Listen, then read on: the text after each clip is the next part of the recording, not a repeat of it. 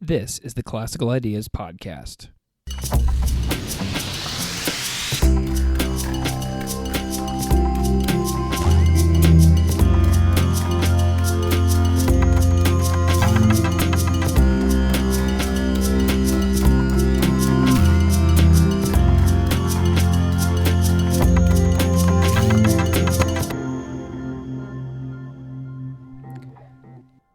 Welcome to episode 17 of the Classical Ideas Podcast. This is Greg Soden.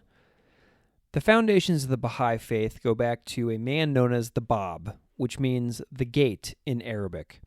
In the mid-19th centuries, the Bab announced he had a message that would transform all of humanity, and his job was to usher in a manifestation of God. That manifestation arrived soon thereafter. Baha'u'llah was born on November 12, 1817 in Tehran, in what was at the time Persia and is now Iran. To quote from the official Baha'i.org/Baha'u'llah site, quote, "Every time a manifestation of God appears, a fuller measure of inspiration for the next stage in the awakening and progress of humanity is released into the world.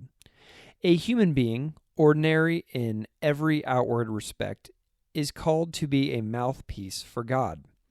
One may call to mind Moses standing before the burning bush, the Buddha receiving enlightenment under the Bodhi tree, the Holy Spirit descending upon Jesus in the form of a dove, or the Archangel Gabriel appearing to Muhammad." End quote. Something I really like about Baha'i is how it sees each other religion as a feeding point and an accumulation of the world's great traditions. Back to the text. About Baha'u'llah, Baha'i.org also says, "In the middle of the 19th century, God summoned Baha'u'llah, meaning the glory of God, to deliver a new revelation to humanity. For 4 decades, thousands of verses, letters, and books flowed from his pen. In his writings, he outlined a framework for the development of a global civilization which takes into account both the spiritual and material dimensions of human life. Baha'u'llah said, 'I have never aspired after worldly leadership. My sole purpose hath been to hand down unto men that which I was bidden to deliver by God.'" End quote. Back from Baha'i.org. Baha'u'llah suffered 40 years of imprisonment, torture, and exile for bringing God's latest message to humanity. Today, his life and mission are becoming increasingly well-known across the planet. End quote. So, back on episode 5, I had a great chat with my friend Kurt Saxton about the Baha'i Faith. Today, I'm with Kurt and others from the local Baha'i community at a celebration for the 200th birthday of Baha'u'llah. During this auspicious time, I wanted to pick Kurt's brain on the role of Baha'u'llah's teaching in his life. I always have a great time talking to Kurt, and I'm happy to have him as my first return guest on the Classical Ideas Podcast. Also with us today on the Classical Ideas Podcast is Dr. Sahba Jalali. Dr. Jalali was born in Iran, is a lifelong Baha'i, and moved to the United States as a young man. And he's very active in the Baha'i community. So without further ado, on this special 200th birthday Baha'u'llah episode, I bring you Kurt Saxton and Dr. Sahba Jalali. Welcome to the Classical Ideas Podcast. This is Greg Soden. I am here today in Columbia, Missouri with my friends Dr. Sahba Jalali and Kurt Saxton, and we're celebrating the 200th birthday of the founder of the Baha'i Faith, Baha'u'llah. So, gentlemen, thanks for coming on the Classical Ideas Podcast. Good to be with you. Thank you, yes. So, I kind of want to start off just by talking a little bit about who is Baha'u'llah. Well, Baha'u'llah is considered the manifestation of God for this day. The idea that there are progressive revelations, that there are people who God sends to us to update us with information about the will of God and the Word of God, and we consider Baha'u'llah to be the latest in a long line of manifestations of God, much like Moses, Jesus, Muhammad, and such. And as Baha'is, as followers of Baha'u'llah, we believe that our divine creative force in the universe has never left humanity alone. that this creative force has sent guides to guide humanity at every stage of its social and spiritual development. And that stage has taken us through the stages of family units, of clans, of tribes, of city-states, and nationhood. And now he has sent, as he has sent in the past, Abraham, Moses, Christ. In the East, he has sent Buddha, Krishna. And now, as followers of Baha'u'llah, we hold that promise from God to educate us as humanity progresses has now been sent through the teachings of Baha'u'llah. So why does Baha'u'llah matter to each of you? Why is he important to you? Well, I would say that there are writings and guidance that are very, very relevant to today's times. Matters of justice, equality, economics, various aspects of life that are very applicable in modern day setting. Greg, I would be a terrible human being if I didn't know who Baha'u'llah was. And so, for me, I wake up in the morning and my thoughts, his teachings guide us to read or his writings and concentrate about spiritual things at the beginning of the day, to have every second of the day, like when we honorably serve humanity and work for the betterment of our community in our chosen profession, that has the value of worship. And so every time that I serve my patients and I take care of their eye needs and vision needs, I'm making a positive difference in their life. I'm honoring the teachings of Baha'u'llah. When I'm fair to my team, my staff, I pay them in a just and fair and generous fashion. When I'm kind to the people around me, I think those are what make the teachings of Baha'u'llah important. And so I have in my office what I call these 4 mantras of success. And so, at work, we don't want to be preachy, right? Not that I would be preachy any other time, but at work, we particularly don't want to be preachy, but they come right out of the teachings of Baha'u'llah. And I tell my team, if we do these 4 things right, we achieve a great organization. And those mantras are, number 1, to always do our best. Number 2, to always tell the truth. Number 3, to underpromise and overdeliver and to build trust. And number 4, do not talk bad about people when they're not there to defend themselves, because according to the teachings of Baha'u'llah, backbiting is super close to murder. I couldn't agree more about the talking about people behind their backs without them being present.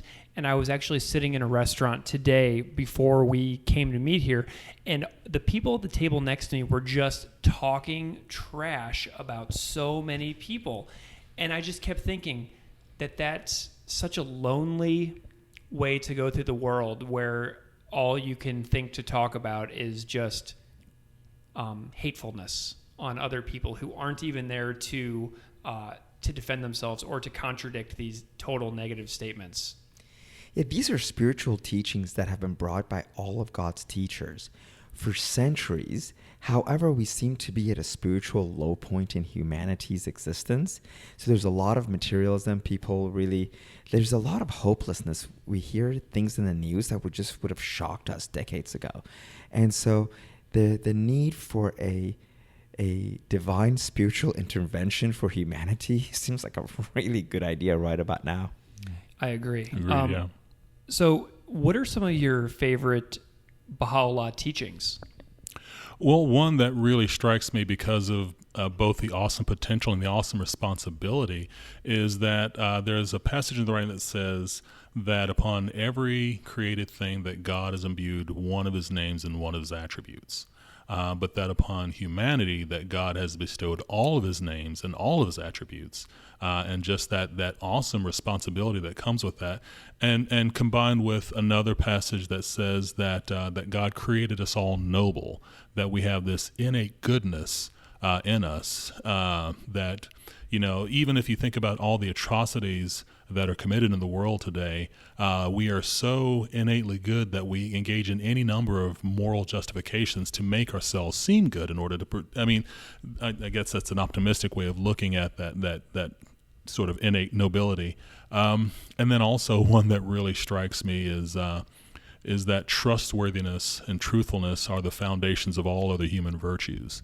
That unless you have that reputation for being honest and true, then there's really not much else you can accomplish in the world, or in any world. Yeah. Well stated. Those are really good, Kurt. And you made me really think, Greg. I really appreciate this question. So, having grown up in Iran, which is the birthplace of Baha'u'llah, and I knew, like studying as a child history, because I came to the States at the age 12, that opportunities for women were very limited. Like, women had no right to education, no right to hold property, it just really did. It was a culture that did not treat women with any level of justice. And so when Baha'u'llah said, at a time where there was a high rate of illiteracy all over the Middle East, and Baha'u'llah said that education is a human right. It needs to be accorded to every human being. And so man and woman, boy and girl alike. And then he said that if there are means to achieve it, limited, that education of girls should take precedence over the education of boys, because when we educate girls faster, all of society will be educated faster. They're the first educators of the babies, of the children, and they will drive education.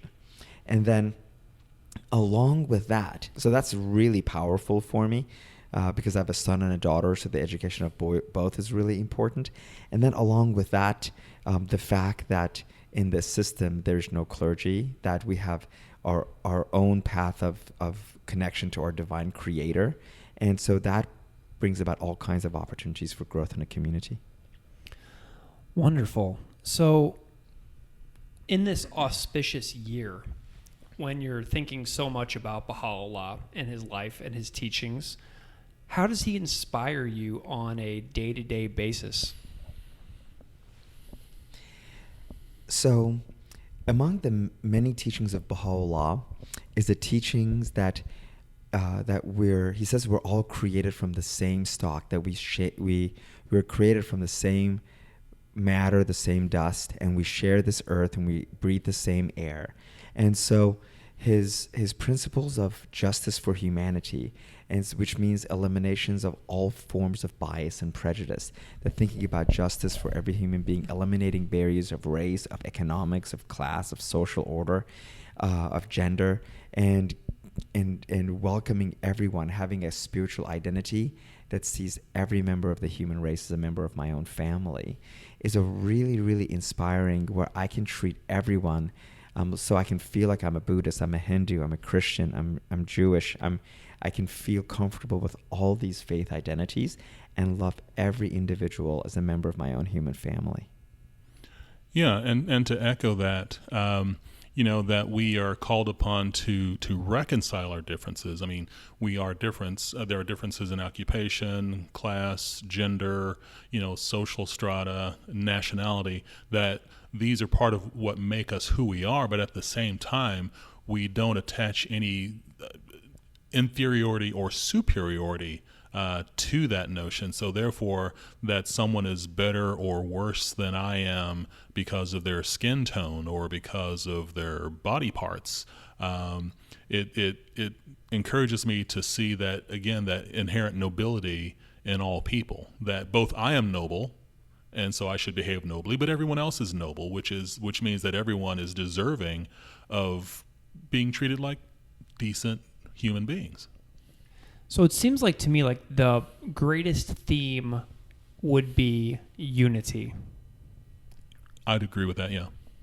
In fact, the essential unity of the human race is the cornerstone of everything that Baha'u'llah teaches. So Baha'u'llah said that without establishing justice, we cannot be united. So then all of his teachings give us a foundation of creating a just community, and that it really starts with justice in the family, in relationships in the family, and then in our neighborhoods, and then in our communities. And so every principle that Baha'u'llah brings transcends this concept of, I don't know, it's utopian, I don't know if it'll ever happen, but really they're practical ways of creating justice every single day on this planet we all share. So when Kurt was on the podcast a couple months ago, I asked him about some recommendations for people who would want to know more about Baha'i. So do you, Sahba, have any suggestions for folks to read, to look at, to think about if they are interested in learning more about Baha'i? Right. Nowadays, we all Google things. I think Baha'i.org is a great place to start. And there, one can also like Google a reference Baha'i library, and a great writing to start with is Baha'u'llah's Hidden Words, where he took all the spiritual gems from all of the divine teachers of the past and put them in small little sentence, 1 or 2 or 3 sentence little nuggets, and they're really powerful to start to read. And then the Universal House of Justice that governs the Baha'i world has, so they have, I think their website is universalhouseofjustice.baha'i.org, and they have some statements written out that are like, wow, just blow me out of the water. There's one on economics that came out on March 1st, and there's one on the life of Baha'u'llah that came out October 1st, and these are like powerful things to read. Kurt, do you have any additional ones that you wanted to add on to your original episode from 2 months ago? Well, I would agree. Definitely the hidden words. They're as they say, small like a stick of dynamite. And then also, if you really want to go into a deep dive, there's a compilation known as Gleanings from the Writings of Baha'u'llah, which are again compilation drawn from different Baha'u'llah's writings, and they're just extremely potent. So, gentlemen, how are you planning on spending the rest of this auspicious 200th anniversary of the birth of Baha'u'llah? How are you planning on celebrating the rest of the year? Well, we do have some upcoming celebrations, the 20th, 21st, 22nd, and then also just an acts of service to the community. I mean, that's one of the sayings in the Baha'i Faith is make your everyday actions a prayer. So that was beautiful, Kurt. So I think, Greg, you remember we started the celebration process in the month of July or August when we had the fundraiser for Bold Academy at my house. And so because the concept of service and worship is tied really closely together in the teachings of Baha'u'llah. So really when we're serving others, we're worshiping our Creator. So the idea is not to go into like a small cloister, hide ourselves, pray, love God, and then come back and do whatever. It's not compartmentalized. It's in everything we do. So you were kind enough to come and help us raise money for a great cause, and we did that as part of our kickoff celebration for the birth of Baha'u'llah. We're having lots of small conversations among people. I'm bringing last Friday night I brought a number of friends together, and we had these very deep spiritual conversations, and those are happening multiple places in our community. And what's really amazing is all around our country and all around the world, from India, Burma, throughout Africa, Europe, Australia, Asia, all the way through the Pacific. There are some amazing, I think in the city of Sydney, they anticipate about 250,000 people will participate in Birth of Baha'u'llah celebrations. Fantastic. Well, gentlemen, I appreciate your time. I appreciate you coming on the Classical Ideas podcast and talking about the 200th birthday of Baha'u'llah. And I look forward to learning with both of you in the future. Thank you so much, Greg. It's my pleasure. It's always great to visit with you, Greg. Thanks a million. Thanks, guys.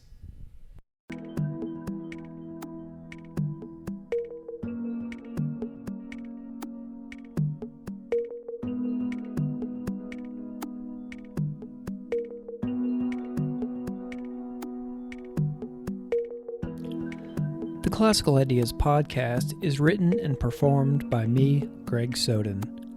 Original music is composed and performed by Derek Strybig. His music can be found at www.wearewarmmusic.com. Thanks for listening.